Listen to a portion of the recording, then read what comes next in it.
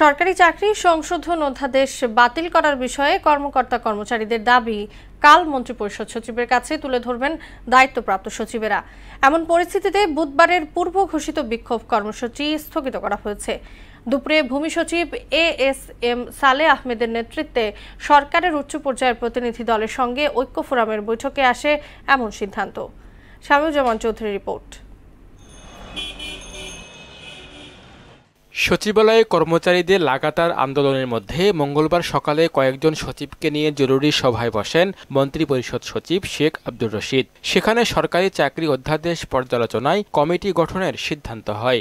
সচিবালয় কর্মকর্তা কর্মচারী ঐক্য ফোরাম নেতাদের সঙ্গে বৈঠকে দায়িত্ব দেওয়া হয় ভূমি সচিব এএসএম সালেহ আহমেদকে।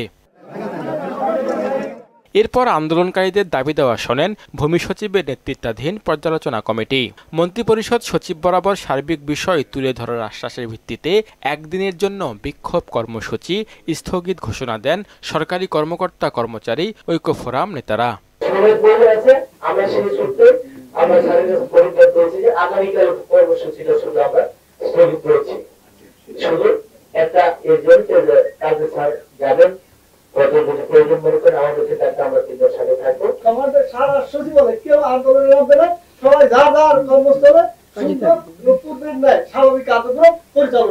আমরা ওনাদের সাথে কথা বলছি যে আলোচনা চলবে এবং যে প্রক্রিয়া গ্রহণ করা হবে, সরকার যেটা সিদ্ধান্ত নিয়ে করবেন সেই সময়টুকু আমরা কাজে থাকবো, নিয়োজিত থাকবো, কোনো আন্দোলন করবেন না। এর আগে সরকারি চাকরি সংশোধন অধ্যাদেশ প্রত্যাহারের দাবিতে টানা চতুর্থ দিনের মতো বিক্ষোভ করে সচিবালয় কর্মকর্তা কর্মচারীরা। পূর্ব ঘোষণা অনুযায়ী সচিবালয়ের অভ্যন্তরে জড়ো হয়ে বিক্ষোভ করেন বিভিন্ন মন্ত্রণালয় ও বিভাগের কর্মকর্তারা। দিনভর আন্দোলনে দাপ্তরিক কার্যক্রম কার্যত অচল হয়ে পড়ে।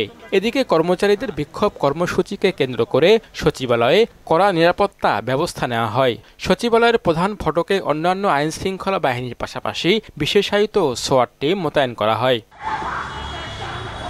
স্বরাষ্ট্র মন্ত্রণালয়ের পূর্ব ঘোষণা মোতাবেক মঙ্গলবার সচিবালয়ে দর্শনার্থী প্রবেশ বন্ধ ছিল।